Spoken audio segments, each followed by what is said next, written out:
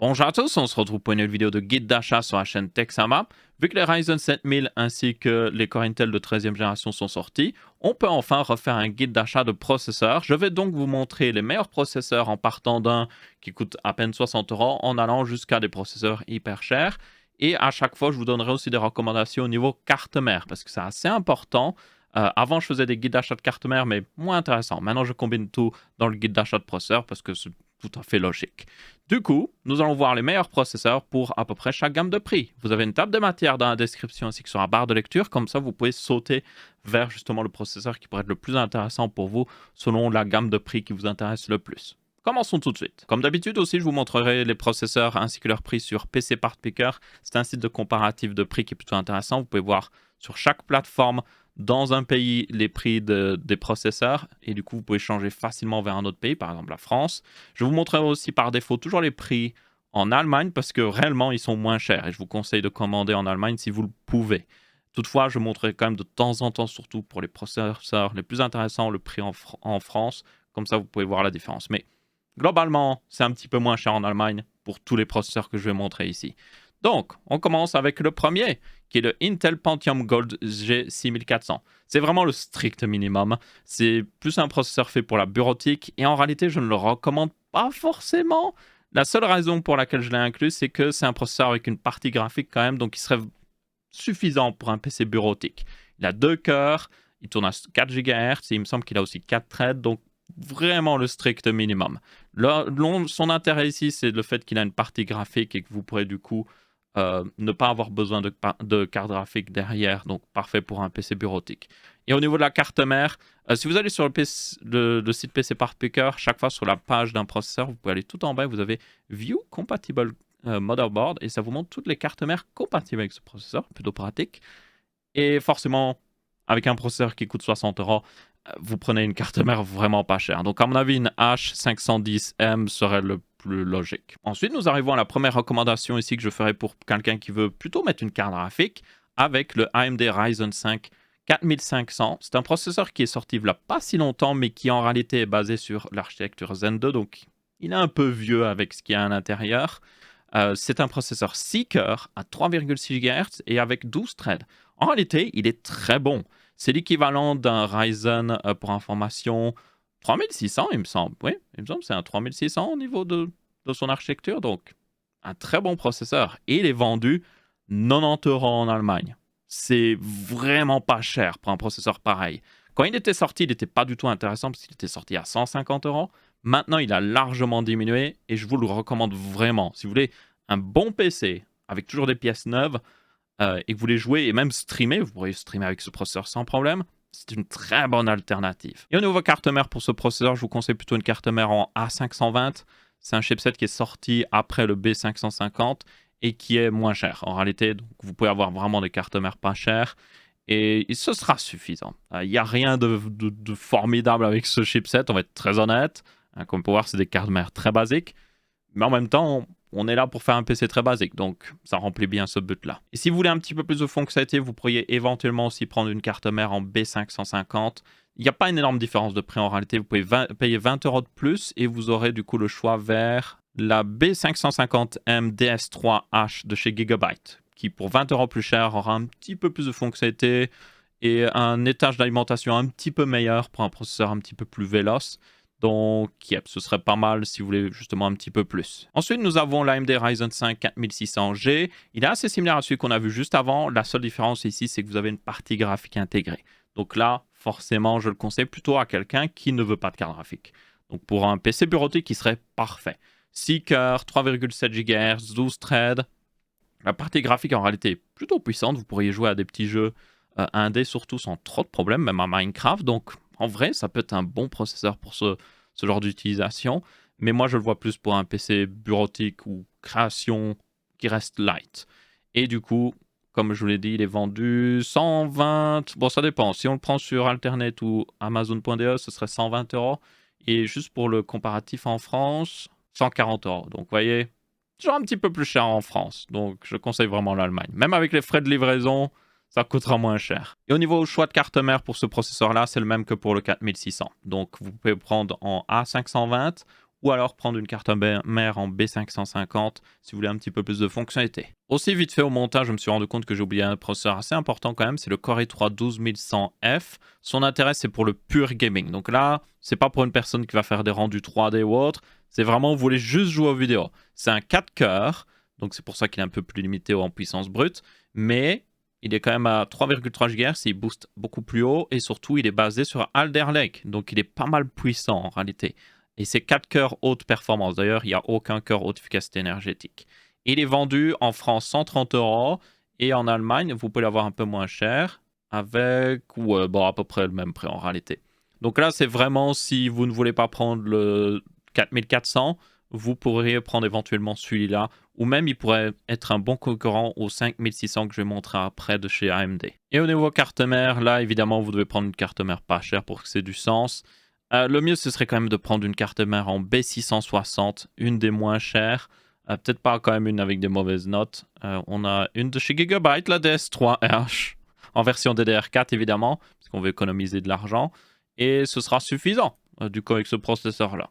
Et comme vous pouvez voir, yep, un bon combo. Vous pouvez l'avoir pour 100, 110 €, 120 €. Ensuite, on passe au Ryzen 5 5600 qui a énormément chuté en prix, qui est beaucoup plus intéressant, comme vous pouvez voir directement ici. Vous pouvez l'avoir chez Amazon DE pour 145 €. C'est vraiment pas cher. En France, il est évidemment un petit peu plus cher. Il est à 180 €, donc un petit peu moins intéressant pour le marché français, on va être honnête. Mais il reste quand même très intéressant, surtout si vous le prenez en Allemagne. Et l'avantage du coup, ce processeur, c'est un Seeker 12 threads encore une fois, mais il est basé sur Ryzen, ou plutôt Zen 3, donc il est beaucoup plus récent que ce qu'on a vu jusqu'à maintenant. Donc il aura des meilleures performances en jeu, donc ça c'est toujours un bon point positif, mais aussi de meilleures performances en multitâche. Et si vous le refroidissez bien, il est capable de pas mal booster et de rattraper même un 5600X. Donc c'est un très bon processeur que je recommande fortement. Et au niveau choix carte mère, vous pouvez mettre la B550M DS3H que j'ai montré avant. Ce serait suffisant, franchement. C'est pas un processeur qui consomme beaucoup. Ça ferait le job. Et si éventuellement vous voulez un petit peu plus, par exemple peut-être du Wi-Fi intégré, il y a des autres cartes mères un petit peu plus chères, mais moi je trouve que c'est déjà suffisant. Et un autre choix qui pourrait être très intéressant, surtout si vous pouvez que commander en France, je pense pas que ce sera la plupart des gens, mais bon, c'est le 12400F de chez Intel, qui est vendu 209 € en France. Donc, comme vous pouvez voir, pas une énorme différence par rapport à l'Allemagne, donc ça c'est plutôt une bonne chose. Et pour 200 €, vous avez un processeur assez récent quand même. Donc il est basé sur évidemment Alder Lake de chez Intel, qui est beaucoup plus puissant au niveau architecture que ce qu'on a dans les Ryzen 5000. Vous aurez des meilleures performances en jeu et il y a des très bonnes performances multitâches. C'est un processeur Seeker. Il n'a pas de cœur haute efficacité énergétique toutefois, donc c'est vraiment un Seeker 12 threads et c'est tout. Mais il fait très bien le job. Pour jouer à des jeux vidéo, il serait parfait. Si vous le couplez avec une bonne carte mère d'ailleurs, donc il va vous montrer des cartes mères en H610M. Je recommande pas forcément. Je recommande une carte mère en B660 si vous le pouvez. Il y en a quelques-unes qui vous permettront même dans le BIOS de débloquer un petit peu plus la fréquence de ce processeur-là. Une assez basique semble être celle de Gigabyte ici, mais bon, il faut que vous regardez un petit peu ici parce que je ne sais plus quel modèle exactement permet ce déblocage justement du BIOS. Le mieux c'est de regarder sur YouTube si quelqu'un a déjà trouvé ça, mais yep. Il y a moyen de l'optimiser ce processeur. Et ça pourrait être au final l'un des meilleurs choix à l'heure actuelle dû à cette possibilité de l'optimiser, d'augmenter sa fréquence. Donc, yep, un excellent choix. Aussi, j'ai montré la version F. Ici, il y a une version non F si vous voulez une partie graphique intégrée. Donc là, ce serait plus pour un PC bureautique, même si l'option juste après est plus intéressante. Ensuite, nous avons le Ryzen 7 5700G. C'est pas forcément le meilleur processeur, je vais être très honnête. Il est vendu même genre 230 €, oui, en Allemagne. Et en France, il doit être un petit peu plus cher. 258, c'est plus cher quand même. Le seul intérêt de ce processeur, c'est vraiment, il a une très bonne partie graphique intégrée.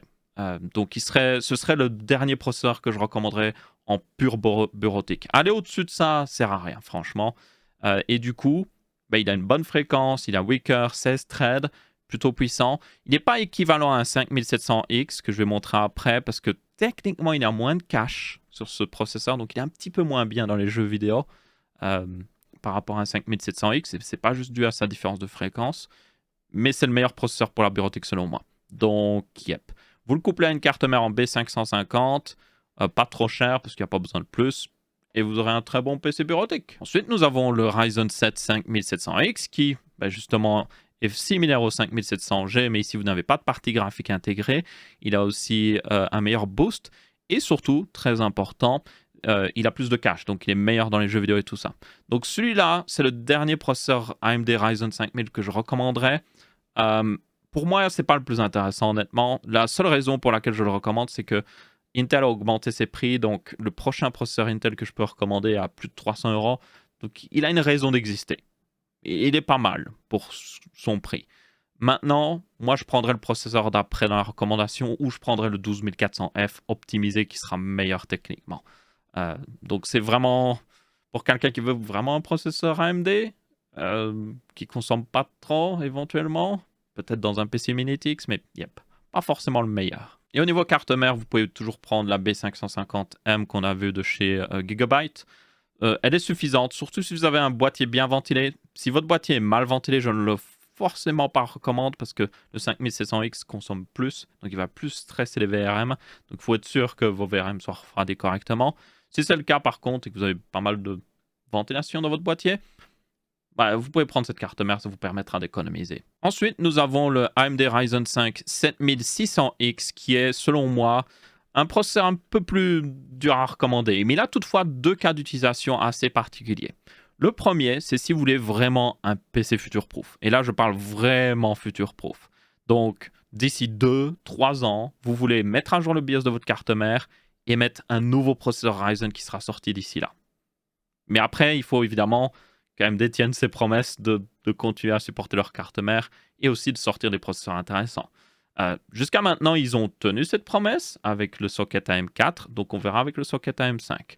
Toutefois, tenez en compte, ce côté future-proof a un prix. Vous devrez acheter de la DDR5, vous devez acheter des cartes mères qui sont très chères.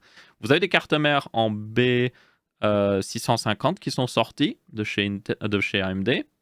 Elles sont un peu moins chères, mais elles restent toujours très chères. Donc, yep, c'est vraiment un cas particulier. Le second cas particulier, c'est si vous voulez faire un PC Mini-TX, parce que ça, c'est la meilleure option pour un PC Mini-TX. Si en plus de ça, vous l'optimisez, c'est-à-dire vous le forcez à consommer moins de watts, parce que par défaut, il a un TDP de 105 watts. Donc, si vous le repassez à 65 watts, ce que vous pouvez faire dans les paramètres du BIOS, vous perdrez un peu en performance, mais il consommera beaucoup moins et il aura toujours des très bonnes performances. Et surtout, si vous avez un PC Mini-TX, vous êtes peut-être limité en refroidissement et tout, donc ça peut être une bonne alternative. Meilleure alternative en tout cas que ce qu'offre Intel, parce que là, Intel a des processeurs qui consomment beaucoup plus et qui chauffent beaucoup trop pour certains boîtiers Mini-TX. Donc, yep. C'est le deuxième cas d'utilisation, mais encore une fois, très spécifique ici. Et vite fait au niveau carte mère, juste pour vous illustrer à quel point les prix sont assez élevés, la carte mère la moins chère est à 234 € et c'est une version B650 non E. Si vous avez le E, ça indique que ça supporte le PCI Express 5.0. Donc, c'est la carte mère la plus future-proof. Le problème, c'est que si vous prenez une version E, vous vous retrouvez vite à 285 € et c'est en Allemagne. Donc, yep, c'est très cher. Vous voyez pourquoi ça, c'est compliqué pour moi de les recommander. Ensuite, nous passons, selon moi, au meilleur processeur que vous pouvez acheter.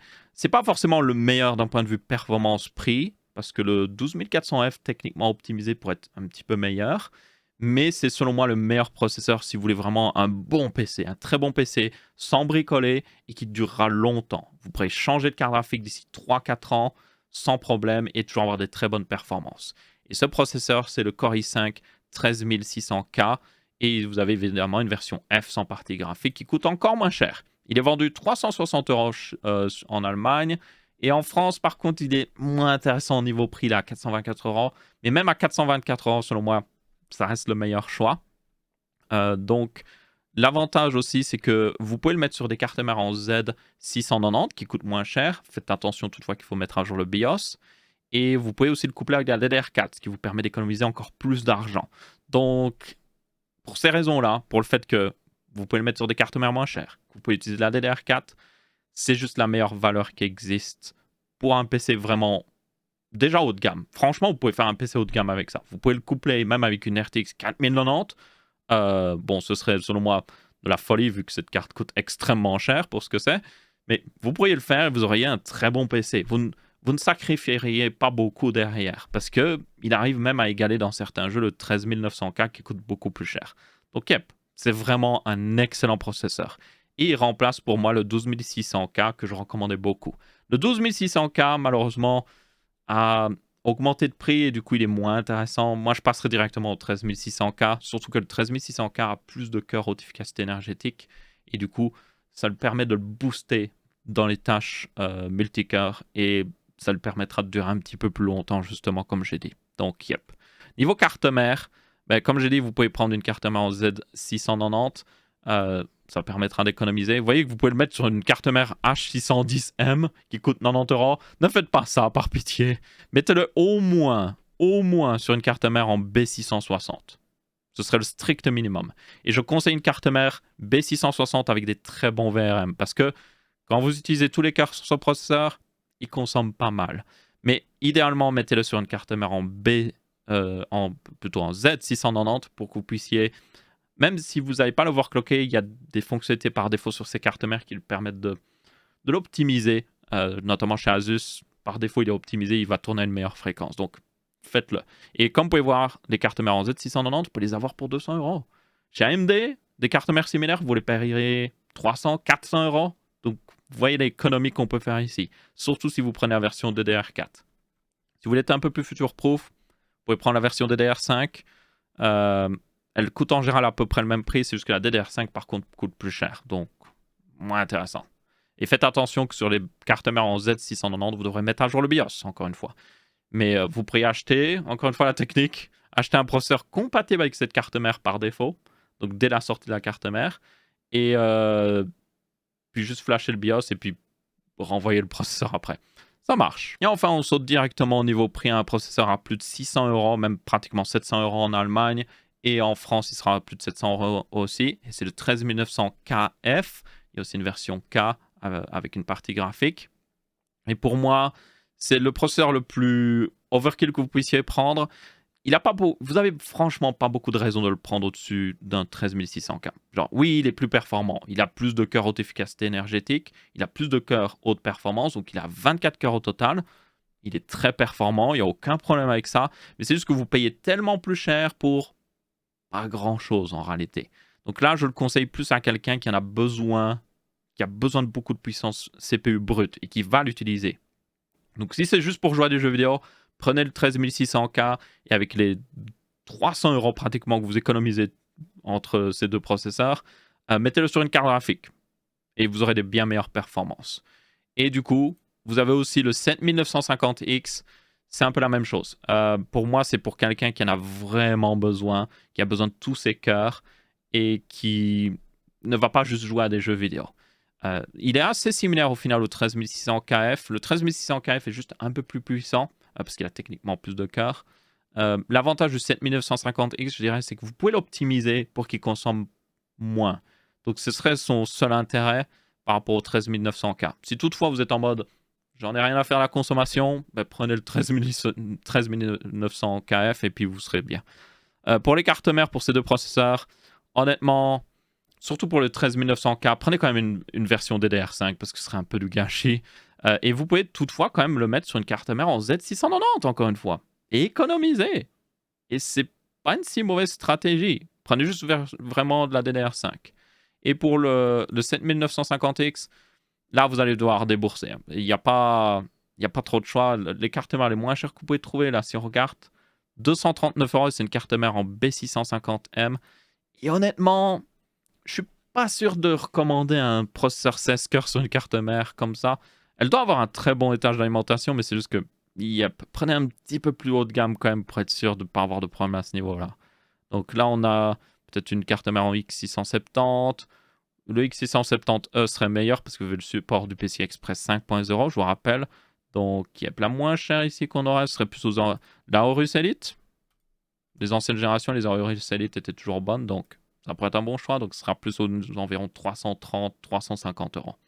Donc, vous allez devoir débourser. Et du coup, c'est à peu près tout pour ce guide d'achat de processeur. L'avez-vous trouvé utile? Si c'est le cas, vous pouvez laisser un petit pouce bleu. Si ce n'est pas le cas, vous pouvez laisser un pouce rouge. Je vous mettrai quelques liens en description, même si je vous recommande vraiment de, si possible, acheter en Allemagne. Vous payerez moins cher, mais je vous mettrai quand même quelques liens Amazon.fr de certains de ces processeurs si vous êtes intéressé de les acheter directement là et soutenir la chaîne parce que ce sont des liens affiliates. Et sinon, on se retrouvera pour une prochaine vidéo. Ciao, ciao!